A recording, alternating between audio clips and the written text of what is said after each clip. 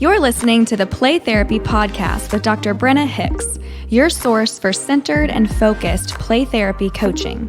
Hi, I'm Dr. Brenna Hicks, the Kid Counselor. This is the Play Therapy Podcast where you get a masterclass in child-centered play therapy and practical support and application for your work with children and their families.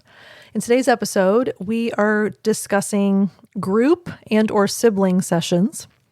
And obviously, a sibling session is considered group play therapy, but sometimes you pair up unrelated children in a session. And so a session with more than one child, basically, is what we're talking about, whether they're siblings or not.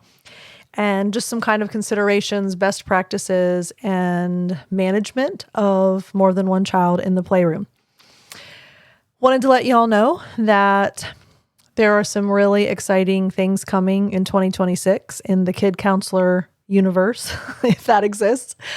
And so I was able to share some of that at the meetup in Houston. And I just want you all to stay tuned. It's going to be a really exciting 2026. We are going to have another live podcasting event coming up here soon. So stay tuned for that. And there's just going to be a lot coming your way and new options for the new year. So really looking forward to sharing some of that with you as we have more logistics ironed out and some more specificity for you. So let's talk through group and sibling sessions. I think one of the things that is really scary for clinicians, especially if they've never done a group play session before, they don't know what to expect. And it's actually a pretty common fear that you don't know what you don't know. And introducing a second child into the playroom changes things. That can seem overwhelming or concerning, or it creates some hesitancy, understandably so. And that's what this podcast is designed to address, so that you feel more comfortable if you think that a group or a sibling session would be beneficial to your clients. So let's start with sibling sessions, because a lot of what we talk about in sibling session will apply to group, and there will just be a couple of extra considerations that I want to share regarding unrelated children. If you are working with a child and parents let you know that they would like you to start working with the child's sibling, that's a very common request in CCPT. You're working with one child, they're seeing a lot of progress, a lot of change, a lot of growth. And so inevitably at a consult, they say, I think you should work with her brother. And so you want to keep in mind that at some point, if you're seeing both children, it might make sense for them to do sibling work. Now, this is not a universal scenario. Not every child ends up in sibling sessions, even if you are seeing siblings. But if the issue is relational, if the issue is shared, meaning they both went through a divorce, they both went through a car accident, they both went through the death of a beloved grandparent, if they have a shared experience, it makes sense that they might do sibling sessions. If they are struggling to get along, that's a very common reason for sibling sessions. They're at each other's throats all the time. They poke and prod and irritate each other. And as Dr. Landreth says, they breathe on each other. You have a scenario where parents complain about the dynamic between the siblings. That's a very helpful reason for a sibling session. And so what you can expect when you get into the playroom, you might think that if you go from one child to two, it's twice as busy. This is not to alarm you or scare you away. It is just to be truthful. It is an exponential increase. So it is not like, oh, we go from 1 to 2, so everything is doubled. It's more like everything is factor of 10. So you have more skills, more dialogue, more interaction, more attunement, more presence, more everything, but it's not just doubled. It's far more than that. There's really a lot going on. And I think back to, I think most of us had marriage and family training, even if we were not LMFT course, even if we were doing just traditional therapy, almost all of us ended up at some point doing like a group therapy portion of a class or a marriage and family therapy portion of a class.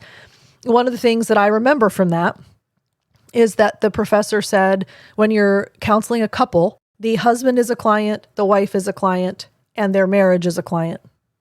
And you have to look at it in terms of a 3-strand cord. And in that sense, it's very similar to what happens in a sibling session, because you have client A, you have client B, and then you have their relationship and or engagement with each other as another factor and another point of focus in the session. So practical strategies for handling this, whether it's a group or sibling. You have to use the child's first name every time you speak. And here's why. Obviously, in a regular session with one child, if you say an encouragement phrase, if you reflect a feeling, if you track behavior, if you use an esteem building response, whatever the scenario is, it's very clear that it's to the child. There are no other options. But when you have another child in the room, you might say, "Whoa, you did it." And without a name, both kids turn and look at you because they're not sure who you're speaking to. It's really important that you start every sentence with a name. So you might say, "Jack, you got it. John, you figured that out." And every single phrase is going to have a first name attached to it for clarity's sake. You also have to document differently. So as you're taking in-session notes, you can't just write down random entries because you need it to refer back to which child. If you're going to document symbolic play, if you're going to document something that was noteworthy, if you're going to document a shift, if you're going to identify a theme, it needs to be clear on your notes to whom that is referring. My strategy is the first initial in front of each entry. So I might write an A dash and then my entry, and then I might write B dash if I was working with Abby and Brian. So you're going to have to indicate on your notes as well who you are writing about as you're putting that entry in your notes. And another component is your head really has to be on a swivel, in a sense that it's easy with one child in the room to have a little bit of a slower pace and just attend to that child for the 50 minutes. When you have another child in the room, one's in one corner, one's in the other, one's playing calmly, one's playing aggressively, one's yelling, one's quiet, and you're just having to keep it all in check. And toes follow your nose. That's a really important strategy. So you kind of have to be at every point in the room the whole session. It's a lot to manage, and it is not something that should scare you off or that you might feel concerned that it would be too much or too overwhelming. Sibling sessions and group sessions are fun, and they allow incredible things to happen when you have multiple kids in a playroom. However, it does require us to be at the top of our game. And the more you do it, the easier it gets. The first time is always the hardest for everything. That's true of group and sibling sessions. I just think that there's a lot of benefit to the extra amount of work and attention and engagement and everything that is required of us. So that's when you have siblings in the room. And here's what's noteworthy about siblings. They come with a built-in relationship. In other words, if you start work with a second child, for example, you have to build rapport and relationship with them. And then each child has to build a relationship and rapport with the other. If you put two unrelated children in the playroom, they each have to build relationship and rapport and trust with you, but then they have to build that with each other. Siblings come in, they already have history. They already have shared experience. They already care and love each other. I mean, albeit sometimes begrudgingly, but they at least have that sibling history and connection. So it's easier and quicker for siblings to jump into sibling work than it is for strangers to meet in a playroom for a group play session. So that's something to keep in mind as well. Now, the only other things to consider for a group session is you need to think about matching children up appropriately. You don't want more than a 2-year age gap for children. So you would never want a 4-year-old and a 10-year-old playing together. Developmentally, they're just at completely different places, and they're not going to be able to engage on the same level. So you want to keep the age range within 2 years, ideally. And you want to think about complementary personalities and complementary issues. In other words, you don't want to put two highly anxious kids in a room together. You don't want to put two highly aggressive kids in a room together. That's a recipe for disaster. And so when we think about putting kids together, your hope is that you can find kids with complementary issues and personalities. Here's why. kids have a natural checks and balances system. I liken it to they kind of slough off each other's rough edges. So a child that's around peers that's really bossy, no one plays with them. Kid that's really aggressive, no one plays with them. Kid that's really quiet, no one plays with them. Kid that's really emotional all the time and cries at the drop of a hat, no one plays with them. So they learn, they're conditioned through the social framework. I can't be an extreme or no one wants to be around me. They kind of naturally become better versions of themselves through peer interaction. Similarly, when you have two kids with complementary personalities, if you have a more anxious and shy kid paired with a more aggressive and bold kid, they will learn from each other. In other words, the bold, aggressive kid learns to be a little bit more regulated and controlled. The anxious, timid kid learns to be a little bit more assertive. They actually build each other up. It's like iron sharpens iron. There's a sense of I'm becoming a better version because I can see what it looks like and I'm learning from what's going on in the playroom. That's a very powerful component to group work. This is true of siblings as well. Siblings are often polar opposites, especially same-sex siblings. And I don't have time to get into birth order, but man, it's fascinating when you know how much birth order influences personality.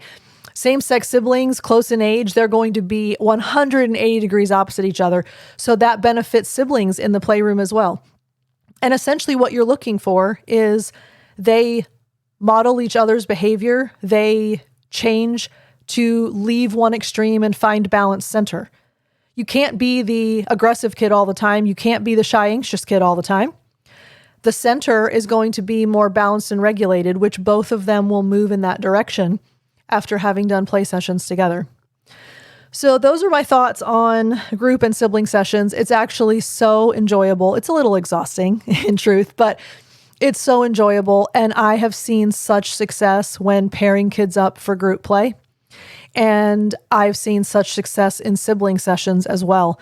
There's something special about having another relational component in the playroom. We know how important relationship is between us and the child. But when the children are grounded in their relationship with us, we have to establish relationship with each person before we do group sessions. We would never not have a therapeutic alliance with both of those children before we would throw them into a session together. But we know that they rely on us and the relationship they have with us, but then they also come to rely on the relationship they have with the other child in the room. And it's powerful. It's a very interesting tool to have in your toolbox as a CCPT. So I hope that encourages you. If you've never tried it and you have two kids on your caseload that you think would benefit from group sessions, you may want to pose that to parents and see if they're open to it and give it a shot. I think most of the time you can very quickly see how powerful it is and how much gains can be made. I love y'all. Thanks for hanging out with me. We'll talk again soon. Bye. Thank you for listening to the Play Therapy Podcast with Dr. Brenna Hicks. For more episodes and resources, please go to www.playtherapypodcast.com.